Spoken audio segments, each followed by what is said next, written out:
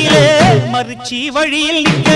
உறுத்தும் இளமனசின் அர்த்தம் தெரிஞ்சு நிக்க கூறாம போனவளே குருவம்மா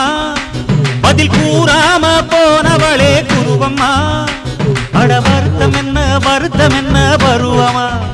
நாம விலகி நிக்க ரெண்டும் ரெண்டு துருவமா